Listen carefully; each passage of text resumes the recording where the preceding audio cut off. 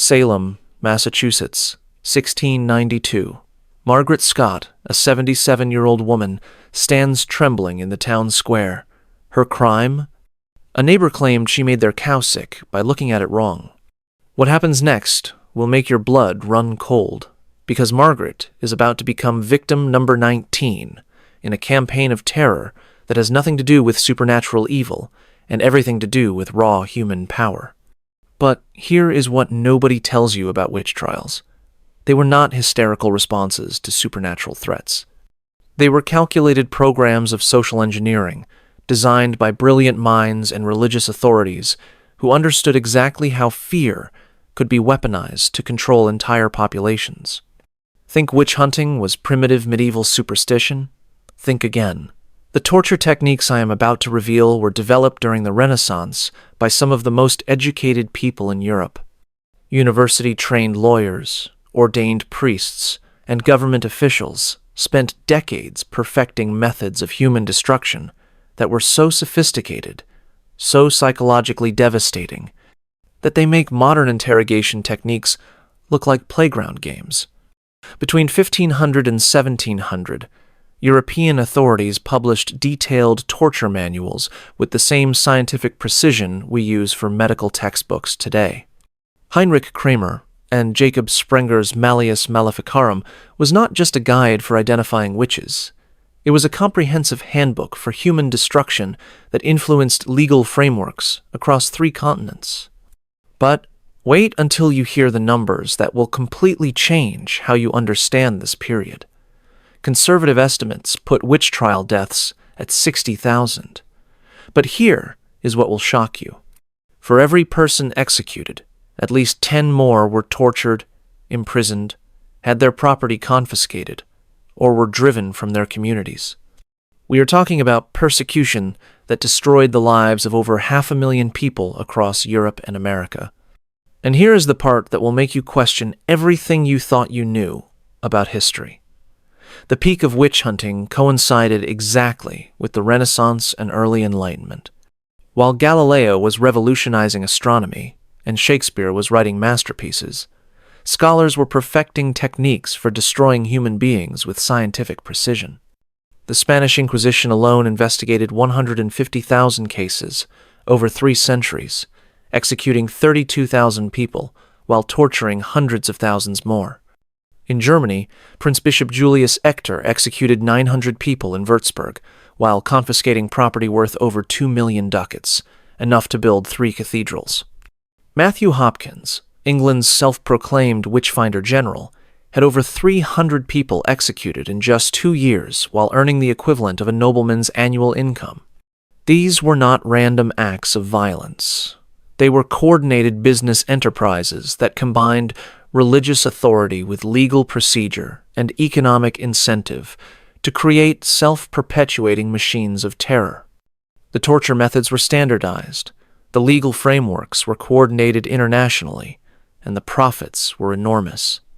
Today we are exposing 8 torture methods that reveal the true purpose of witch trials, creating a machine of terror so efficient that entire populations would police themselves rather than risk being fed into its gears. These techniques were so effective at social control that authoritarian regimes studied and copied them well into the 20th century. Hit that like button if you are ready to discover how educated authorities used scientific torture to maintain absolute control, and comment below what you thought witch trials were actually about, because this video will shatter every assumption you have ever held about the relationship between education and cruelty. You need to understand something that will fundamentally change how you view this period of history. Witch hunting was not carried out by ignorant peasants driven by superstition. It was designed and implemented by the intellectual elite of European society who applied Renaissance thinking to the problem of social control with the same methodical approach used for architectural engineering or mathematical calculation. The timing is crucial and reveals the calculated nature of these campaigns. Witch hunting peaked during the same period that produced Shakespeare, Galileo, and Leonardo da Vinci. While Michelangelo painted the Sistine Chapel ceiling, inquisitors were perfecting the strappado.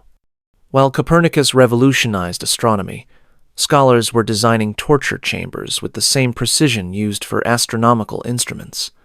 Johannes Schneider, a Dominican theologian with a doctorate from the University of Vienna, wrote Formicarius in 1437, one of the first comprehensive guides to witch identification and persecution. This was not the work of an uneducated fanatic, but a respected scholar who applied scholastic reasoning and university-trained logical analysis to justify torture with the same intellectual rigor used for theological debates. Think about the bureaucratic precision involved in these operations. Witch hunting required detailed legal frameworks that could justify extreme violence while maintaining the appearance of legitimate justice. Standardized procedures had to be developed that could be replicated across different jurisdictions. Specialized equipment needed to be designed and manufactured. Personnel required training in both torture techniques and interrogation psychology. Information-sharing networks had to be established across vast distances. This was industrial-scale persecution, managed with corporate efficiency. The Spanish Inquisition developed the world's first international intelligence network, maintaining detailed databases of suspected heretics and sharing information about persecution targets across national boundaries with greater efficiency than most modern corporations. They tracked family connections, social networks, economic relationships, and political affiliations with the thoroughness of modern surveillance states. Now, let me show you exactly how this knowledge was applied to create 8 torture techniques that combined Renaissance engineering with psychological warfare to devastating effect. Anna Geldy was the last person executed for witchcraft in Europe, burned alive in Switzerland in 1782. But before her execution, she endured weeks of torture in a device that represented the pinnacle of Renaissance engineering applied to human suffering, the witch's chair. Picture yourself strapped naked to an iron chair covered with hundreds of sharp spikes, positioned with anatomical precision to maximize pain while avoiding immediately fatal injuries. This was not crude medieval barbarism, but sophisticated Renaissance technology designed by engineers who understood human anatomy better than most modern doctors. The witch's chair represented the marriage of medical knowledge with torture innovation. The spikes were positioned based on detailed anatomical studies to target nerve clusters while avoiding major blood vessels. The angle of the back was calculated, using principles of geometry to create maximum stress on the spine. The height was designed using knowledge of human proportions to leave feet dangling, creating additional pressure on already stressed joints. Anna Geldy's interrogation followed standard protocols developed by scholars and documented in torture manuals that were distributed throughout Europe. Stage 1 involved strapping the victim to the chair while explaining the charges in detail, creating anticipatory terror. Stage 2 added gradual heating of the metal, using carefully controlled fires placed beneath the chair. Stage 3 included tightening of restraints to drive spikes deeper into flesh. Each stage was designed to offer escape through confession, while simultaneously making confession appear to be the only rational choice. Victims were repeatedly informed that their suffering was their own choice, that confession would end their pain immediately, and that continued denial proved demonic possession, requiring even more extreme measures. The psychological pressure was often more effective than physical pain. Interrogators understood that breaking human will require more than just inflicting agony. They needed to create circumstances where confession appeared to be not just relief from suffering, but logical necessity. The witch's chair achieved this by combining extreme physical pain with carefully scripted psychological manipulation. Father Friedrich Ferner, a Catholic priest and witch-hunting advocate in Bamberg, described the witch's chair in his theological writings as a divine instrument that revealed hidden truth through righteous suffering. His scholarly justification demonstrates how intellectual authorities provided religious legitimacy for torture techniques that violated every principle of Christian charity. The documentation requirements for witches' chair interrogations reveal the bureaucratic sophistication behind these procedures. Every session was recorded by trained scribes who noted the duration of torture, specific techniques used, confessions extracted, and names of accomplices identified. These records were maintained in detailed archives and shared with other persecution authorities across Europe. Prince Bishop Julius Ector of Würzburg used witches' chair interrogations to extract confessions that implicated members of the nobility, clergy, and merchant classes. Over his 30-year reign, he executed 900 people while confiscating property worth over 2 million ducats. This was not religious purification, but state terrorism disguised as legal procedure. The witches' chair spread throughout Catholic Europe as Inquisition authorities shared engineering specifications and interrogation techniques through networks of correspondence that connected torture centers from Spain to Poland. Technical drawings and instruction manuals were distributed to ensure standardization of torture methods across different jurisdictions. Archaeological evidence from German castles reveals sophisticated torture chambers designed specifically for witches' chair operations. These facilities included drainage systems for blood and bodily fluids, ventilation systems to prevent suffocation, and specialized equipment storage areas.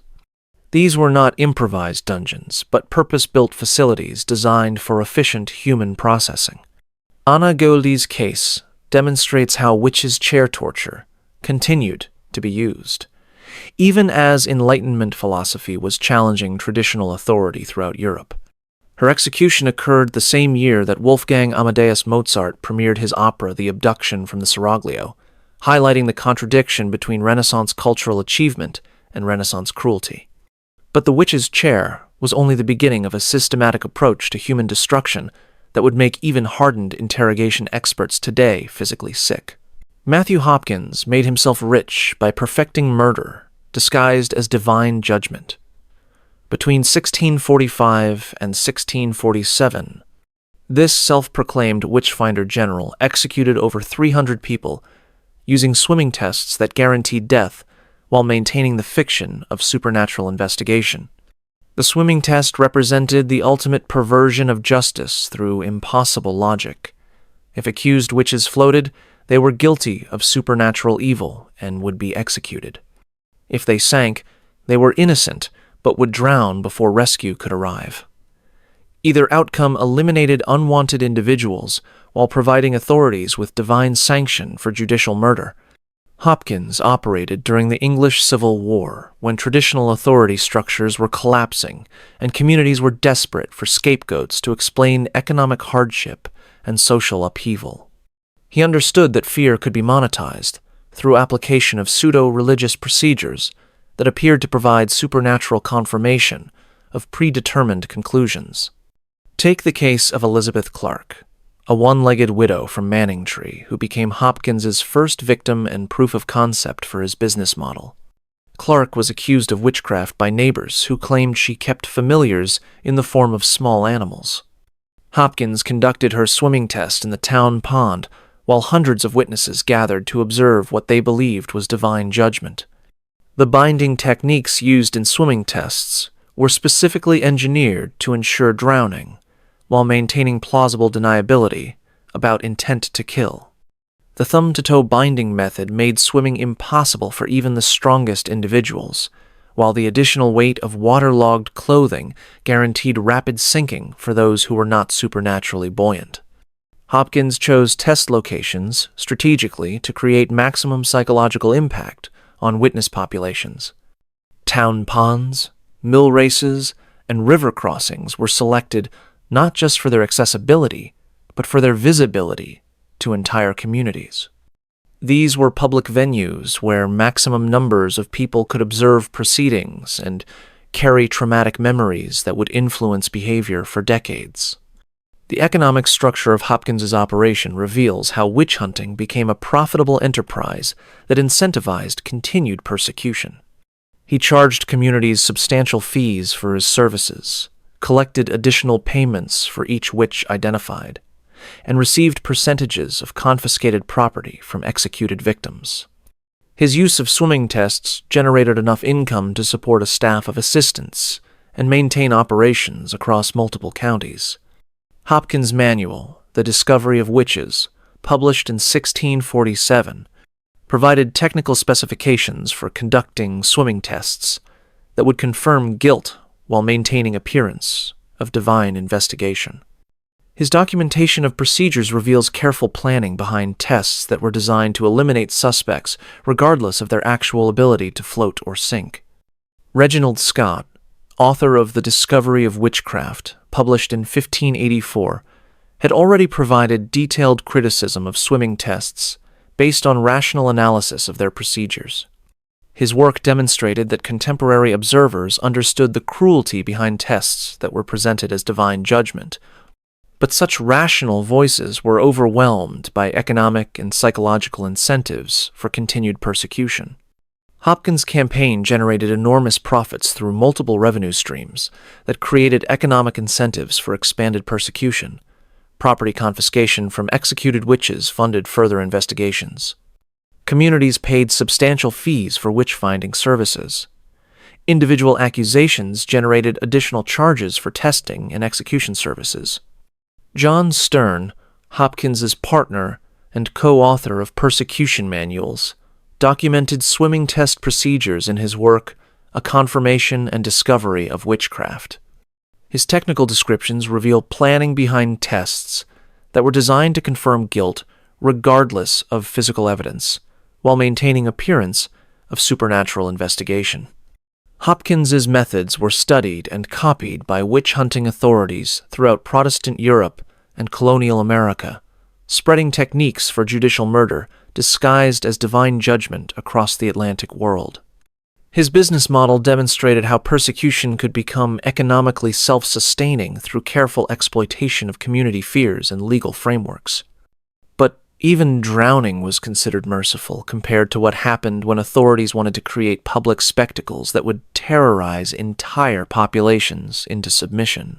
On May 19, 1545, the city of Geneva burned 34 people alive in a single day during what became known as the Great Purification. These were not crude executions, but elaborate theatrical productions that combined religious pageantry with state terrorism to create public spectacles designed to traumatize witness populations into absolute compliance. The technical engineering behind these mass burnings reveals sophisticated understanding of combustion dynamics and crowd psychology applied to state terrorism. Execution grounds were designed by architects using principles of amphitheater construction to ensure maximum visibility for audiences that often exceeded 10,000 spectators. Jean Calvin himself supervised the development of burning procedures that were explicitly designed to maximize both victim suffering and psychological impact on witnesses. Pyre construction followed detailed specifications that used layered combustion techniques to create slow-burning fires that would torture victims for extended periods while creating spectacular visual effects. The pyres were engineered masterpieces of controlled combustion. Green wood was carefully layered with dry kindling to create fires that would burn slowly enough to keep victims conscious for up to an hour, while flames gradually consumed their bodies. Some pyres included hollow chambers designed to collapse at specific points, dropping victims into beds of coals where they would be slowly roasted alive. Contemporary accounts describe the preparation required for these mass executions. Architects designed permanent execution grounds with stone seating that could accommodate enormous crowds. Engineers calculated sight lines to ensure that every spectator would have clear views of victim suffering.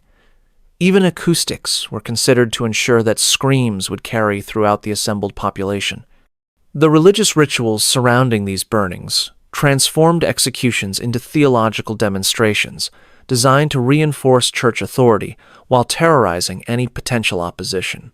Calvin delivered elaborate sermons justifying the executions while victims were prepared for burning, creating spiritual legitimacy for state murder that made resistance appear not just illegal but blasphemous. The economic aspects of these mass burnings reveal the financial infrastructure that sustained persecution. Execution costs were charged to victims' families, creating additional trauma while generating revenue for continued operations, confiscated property from executed witches, funded prosecution authorities, and created economic incentives for expanded persecution. The case of Michel Chaudron demonstrates how these burning spectacles functioned as both entertainment and terrorism. Chaudron, accused of causing a plague outbreak through witchcraft, was tortured for weeks before her execution to extract confessions that implicated dozens of other community members. Her burning became a public festival that drew spectators from across the region. Pierre de Lancret, a French magistrate who witnessed Geneva's burning spectacles, documented the nature of these executions in his treatise on witchcraft. He described how authorities carefully choreographed every aspect of the proceedings to maximize psychological impact on witness populations, while creating lasting trauma that would prevent future resistance. The international influence of Geneva's burning techniques spread throughout Protestant Europe, as religious authorities shared methods for conducting mass executions that would demonstrate divine authority while terrorizing opposition. Technical specifications for pyre construction and crowd management were distributed through networks of correspondence between persecution authorities. Michel de Montaigne, the French philosopher, observed similar burning spectacles and documented the cruelty behind executions that were justified through religious authority. His essays provide contemporary criticism that reveals intellectual opposition to persecution campaigns, but such voices were consistently overwhelmed by institutional incentives for continued violence. Theodore Beza, Calvin's successor in Geneva, continued and expanded the burning programs, while developing theological justifications that made murder appear to be divine mandate. His scholarly writings demonstrate how intellectual authorities provided religious legitimacy for state terrorism that violated fundamental principles of Christian charity. But even the spectacular terror of public burning was considered insufficient for maintaining social control. Authorities needed more subtle methods that could destroy individual identity while creating ongoing reminders of state power. Agnes Sampson, a respected midwife and healer from Haddington, Scotland, made the fatal mistake of treating patients using traditional herbal remedies during the North Berwick witch trials of 1590 to 1592.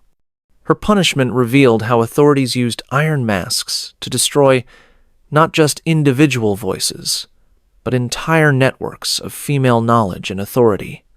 The scold's bridle that silenced Agnes Sampson was a precision instrument of social control, designed to destroy both physical ability to speak and social identity within community structures. The iron framework enclosed her entire head, while a spiked plate pressed against her tongue, making any attempt at speech result in severe injury to mouth tissues. This device represented the intersection of metallurgical craftsmanship with psychological warfare against female authority. The positioning of spikes was calculated to cause maximum pain while preventing communication, effectively transforming articulate women into silent spectacles for public entertainment and intimidation. Agnes Sampson's case demonstrates how scold's bridles functioned as weapons against networks of traditional knowledge that competed with church authority. As a midwife, Sampson possessed medical knowledge that threatened clerical control over life and death decisions. Her public humiliation served to discredit not just her individual practice, but the entire tradition of female healing. The public parade aspect of scold's bridal punishment was carefully choreographed to maximize humiliation while creating lasting psychological impressions in witness populations. Sampson was led through Edinburgh's market squares, church grounds, and residential areas during peak business hours, when maximum numbers of people would observe her degradation. James VI of Scotland personally supervised the development of scold's bridal procedures that were documented in his treatise Daemonology.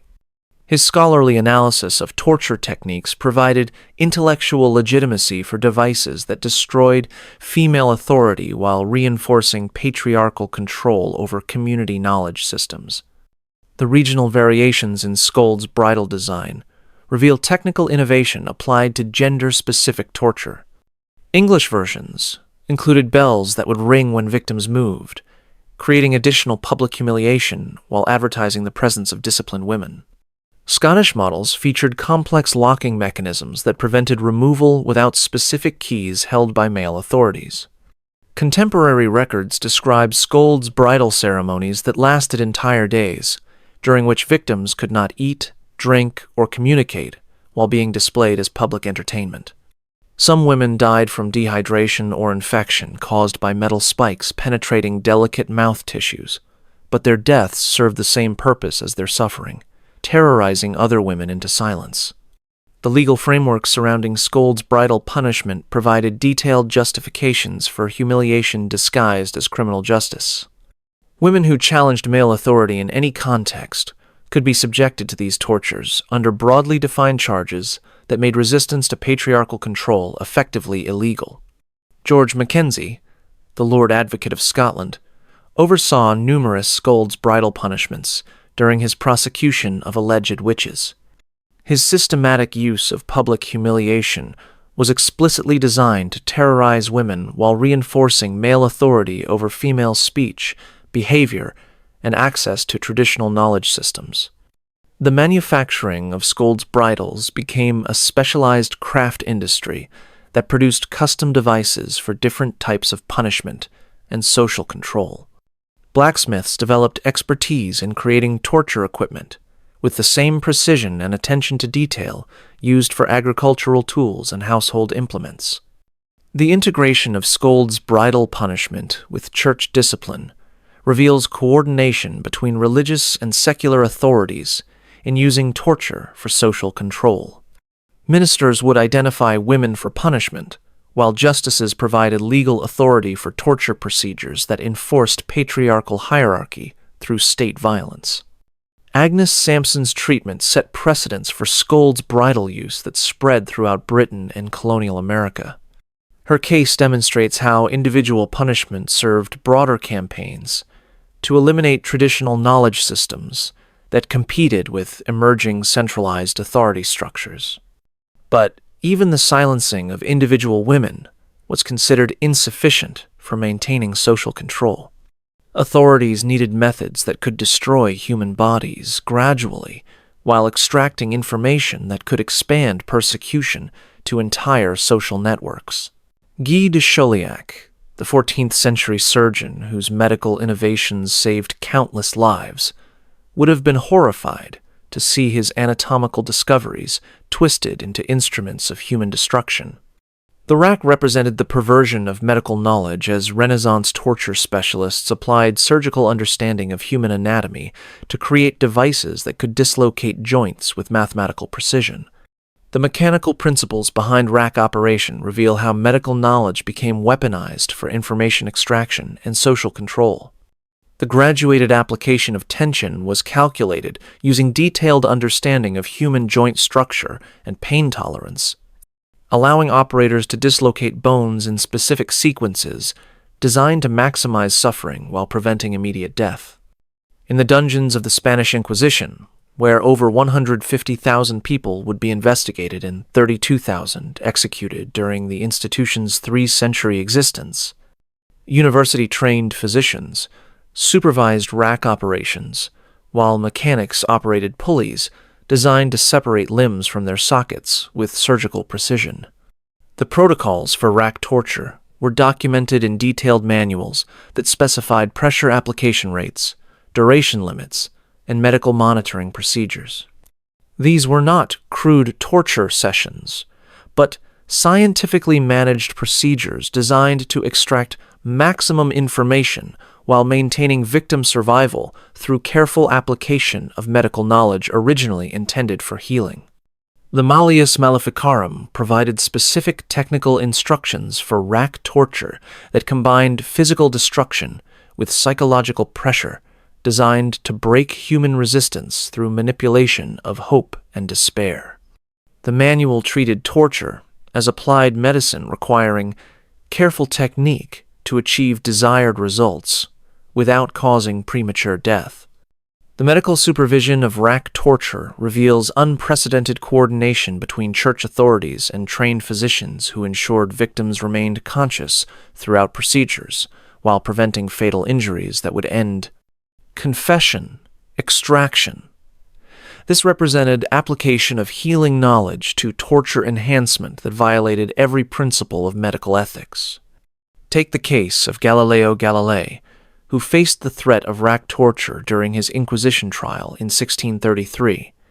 Although ultimately spared the physical ordeal, Galileo was forced to observe rack operations and listen to detailed descriptions of the procedures he would endure if he refused to recant his scientific conclusions about heliocentrism. The psychological impact of witnessing rack torture was deliberately calculated to break resistance without requiring actual physical destruction. Galileo's capitulation demonstrates how the mere threat of anatomical destruction could force even the most brilliant minds to abandon scientific truth in favor of institutional authority. Contemporary records describe rack torture sessions that lasted multiple days with carefully managed periods of recovery that allowed victims to heal enough to survive additional sessions while maintaining psychological pressure to confess. The nature of this torture created prolonged suffering designed to break human will through precise manipulation of physical and mental endurance. Tomás de Torquemada, the first Grand Inquisitor of Spain, systematized rack torture procedures that were used throughout the Spanish Empire, including colonial territories in America, where indigenous populations were subjected to these techniques during forced religious conversions.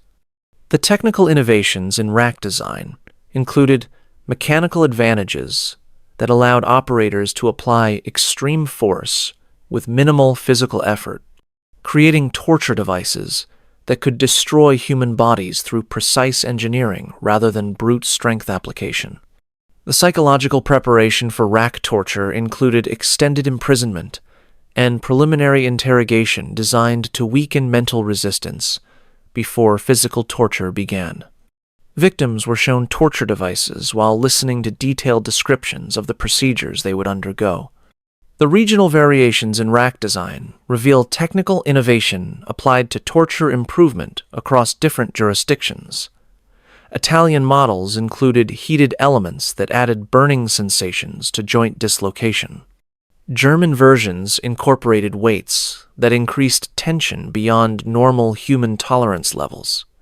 The rack's legacy influenced torture techniques used by authoritarian regimes well into the 20th century, as documented medical knowledge of human anatomy continued to be applied to human destruction by governments seeking to maintain control through terror. But even the destruction of human joints was considered insufficient by authorities who developed suspension techniques that used gravitational force itself as an instrument of torture. Galileo Galilei, the man who revolutionized our understanding of motion and gravity, came terrifyingly close to experiencing gravitational force used as an instrument of joint destruction. During his Inquisition trial in 1633, church authorities threatened him with the strappado, a torture technique that used human body weight against victims' own anatomy to create maximum pain while maintaining the fiction of divine judgment. The strappado represented the application of Renaissance physics to human destruction. The positioning of ropes and pulleys was calculated using principles of mechanical engineering to create maximum stress on specific joint structures while preventing immediate death that would end interrogation sessions. Picture the terror Galileo must have felt as Inquisition authorities described in precise detail how the strappado would dislocate his shoulders using the same gravitational principles he had spent his life studying. The irony was not lost on him.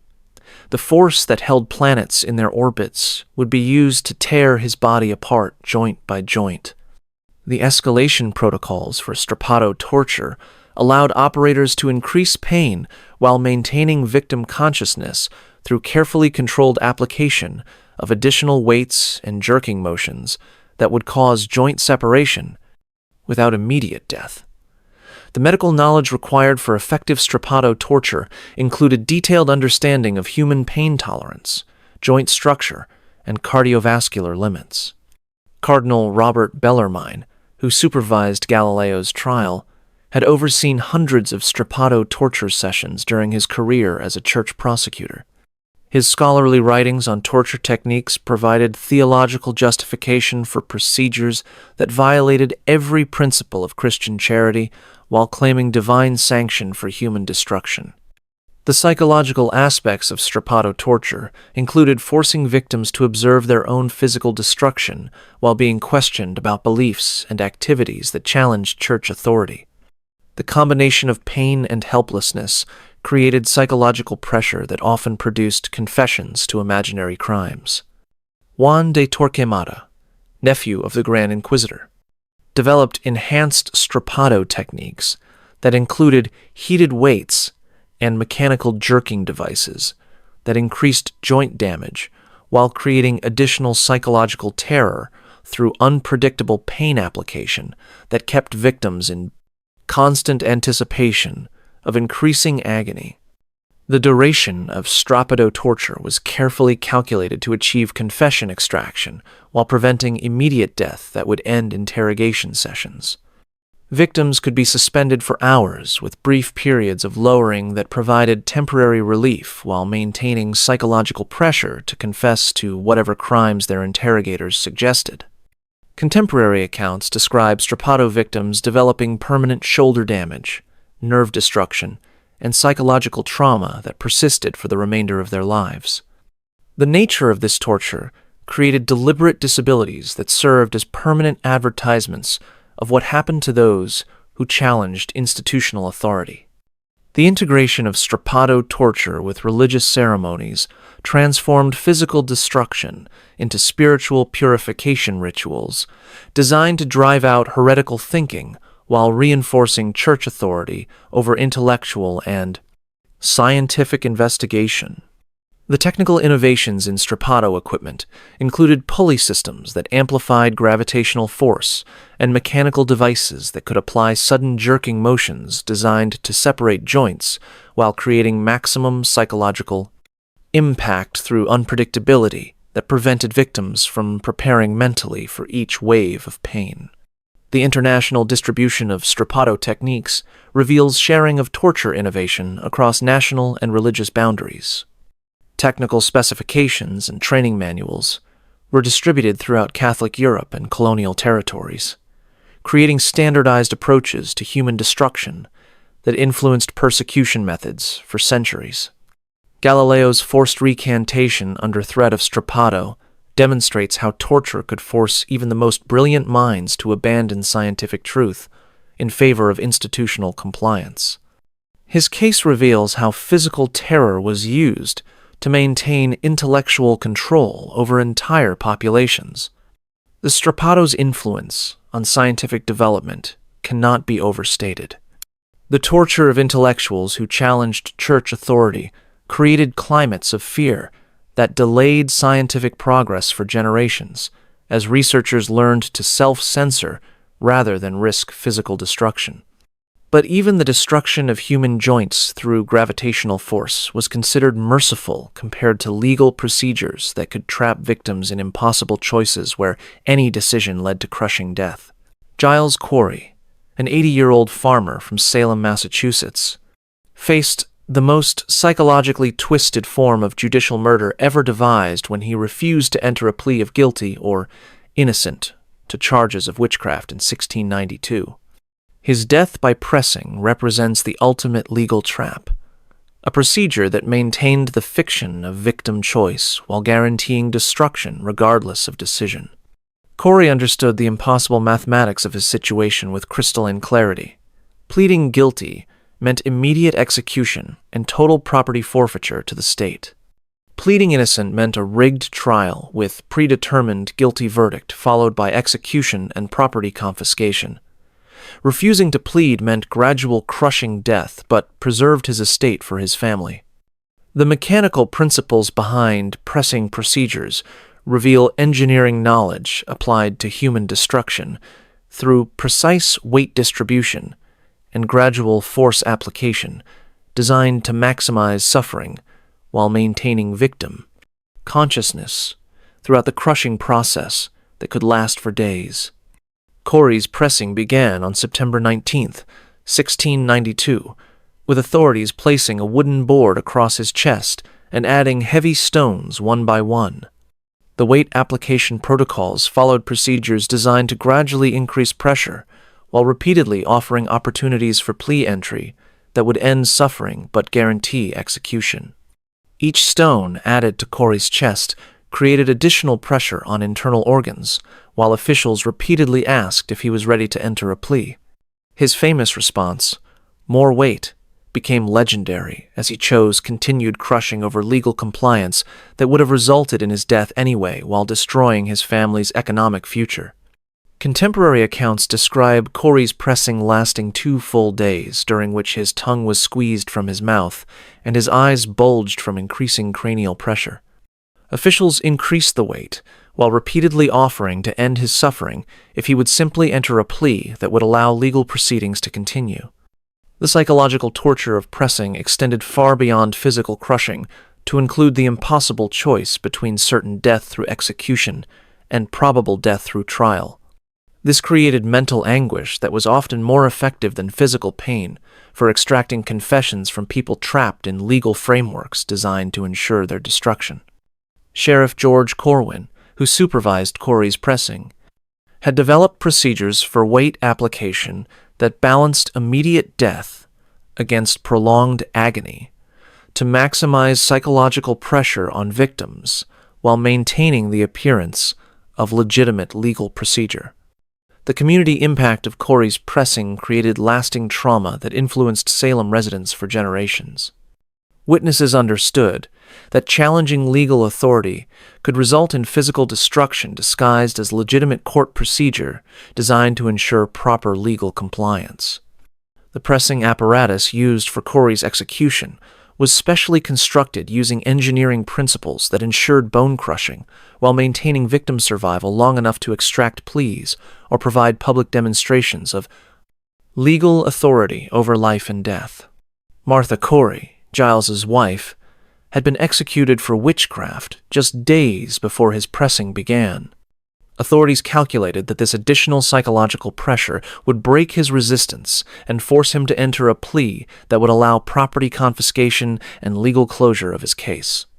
Reverend Nicholas Noyes, who witnessed Corey's pressing, later wrote detailed accounts of the procedure that reveal how authorities used religious justification to legitimize torture while maintaining appearance of divine judgment rather than human cruelty. The economic motivations behind Corey's pressing reveal how property confiscation created financial incentives for continued persecution. His substantial farm holdings made him a valuable target for authorities who combined legal procedure with economic exploitation to fund continued persecution campaigns. Modern legal analysis of pressing procedures reveals violation of fundamental legal principles disguised as legitimate court procedure designed to maintain appearance of justice while achieving predetermined outcomes through torture that guaranteed victim destruction regardless of choices made. The legacy of Giles Corey's pressing influenced American legal development for centuries, as his case became symbolic of resistance to judicial tyranny and the dangers of legal systems that prioritize institutional power over individual rights and human dignity. But even the crushing of human bodies was considered insufficient by some authorities who developed thermal torture techniques that combined controlled burning with religious ceremony to create the ultimate fusion of physical and spiritual terror. Peter Binsfeld, Bishop of Trier, transformed thermal torture into religious ceremony during his persecution campaigns that resulted in over 1,000 executions between 1581 and 1593. His fire ordeals represented the ultimate fusion of Renaissance physics with divine authority, creating procedures that used controlled burning to extract confessions while maintaining the fiction of supernatural investigation.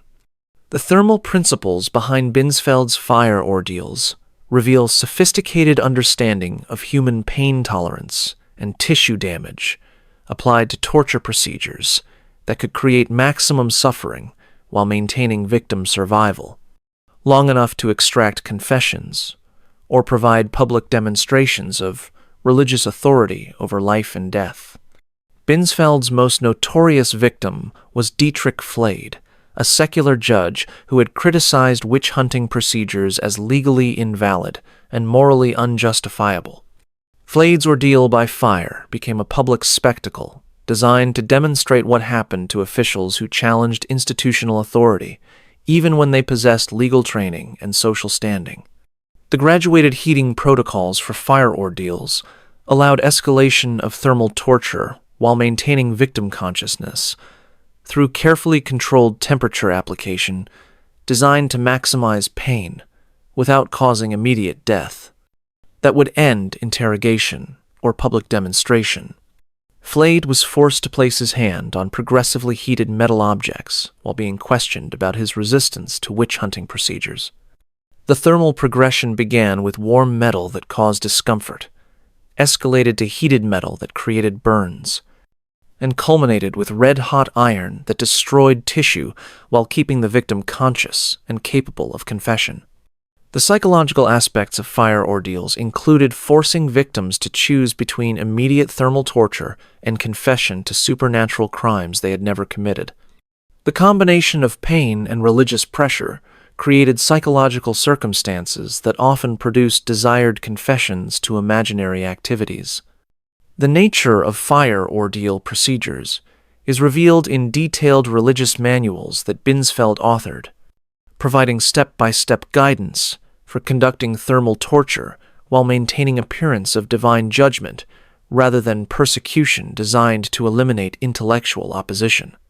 The theological justifications for fire ordeals provided elaborate religious arguments that made thermal torture appear to be legitimate investigation of supernatural crimes, requiring divine intervention to overcome demonic resistance to truth, revelation, that could only be overcome through purification by flame. The technical innovations in fire ordeal equipment included controlled heating devices and thermal application tools that allowed precise temperature control while creating maximum psychological impact through visible preparation, gradual application of thermal torture that built anticipation of increasing pain. Contemporary accounts describe fire ordeal victims developing severe burns and permanent tissue damage, while being forced to demonstrate their innocence through thermal torture that was explicitly designed to confirm guilt regardless of physical evidence or victim responses to questioning. The integration of fire ordeals with religious ceremonies transformed thermal torture into spiritual purification rituals designed to drive out heretical thinking while reinforcing church authority over community intellectual life and resistance to institutional power. Binsfeld's persecution campaigns targeted intellectuals, legal officials, and clergy members who had expressed doubts about witch-hunting procedures. His use of fire ordeals was explicitly designed to terrorize educated populations who might challenge institutional authority through rational analysis of persecution methods. The community impact of Binsfeld's fire ordeal demonstrations created lasting trauma that influenced religious compliance for generations, while establishing cultural associations between intellectual resistance to authority, supernatural evil requiring elimination through thermal purification. Modern medical analysis of fire ordeal procedures reveals application of thermal torture designed to create maximum pain while maintaining victim consciousness through precise temperature control that represented sophisticated application of thermal physics to human destruction. The international influence of Binsfeld's fire ordeal techniques spread throughout Catholic Europe as religious authorities shared methods for conducting thermal torture that would demonstrate divine authority while terrorizing intellectual opposition to institutional power and persecution. These 8 torture methods reveal the most disturbing paradox of human civilization. The same intellectual revolution that gave us Renaissance art, scientific discovery, and philosophical advancement also produced the most sophisticated methods of human destruction in history. While Michelangelo carved David and painted the Sistine Chapel, inquisitors were perfecting devices that could destroy human bodies with surgical precision. While Galileo revolutionized astronomy and Newton unlocked the laws of physics, legal scholars were applying scientific methods to psychological warfare and social control. The witch hunting period demonstrates how education and refinement do not automatically produce moral progress. The most brutal persecution campaigns were designed and implemented by university-trained lawyers, ordained priests, and government officials who applied their learning to create institutional frameworks for human destruction. The economic dimensions of witch persecution reveal how cruelty became profitable enterprise that created self-perpetuating cycles of violence. Property confiscation from accused witches funded prosecution authorities while generating personal wealth for officials who operated torture systems. This created economic incentives for continued persecution that sustained terror campaigns across multiple generations. The psychological impact of witch persecution extended far beyond immediate victims to create cultures of fear that influenced European and American societies for centuries. Children grew up understanding that challenging established authority could result in torture and execution disguised as legitimate legal procedure. The international coordination of torture techniques demonstrates sharing of persecution methods across national boundaries that created standardized approaches to population control through terror. These techniques were so effective that authoritarian regimes continued to study and adapt them well into the 20th century. The legal precedents established during witch persecution created frameworks for torture that influenced criminal justice systems for centuries, while providing intellectual justification for extreme violence against designated enemies of established authority. Understanding these torture techniques provides crucial insight into how educated authorities can use cruelty to maintain power, while convincing themselves and their societies that extreme violence serves legitimate purposes, requiring continued application against designated threats to social order. The witch hunting period serves as a permanent warning about the dangers of unchecked authority combined with intellectual sophistication. It demonstrates that the capacity for cruelty exists within all human societies, including those claiming the highest moral, religious, and intellectual authority. If this exploration of witch persecution torture has revealed the nature of historical terror campaigns designed to maintain social control through fear, make sure to subscribe for more content that uncovers the brutal realities behind sanitized historical narratives. Comment below letting me know which of these 8 torture methods you found most disturbing and what other historical terror campaigns you would like explored, because understanding how persecution operates remains essential for recognizing and preventing similar patterns in contemporary societies. These historical examples demonstrate that constant vigilance remains necessary to prevent the resurrection of persecution machinery disguised as legitimate social protection, because the intellectual tools for creating terror are always available to authorities willing to abandon human dignity in pursuit of absolute control.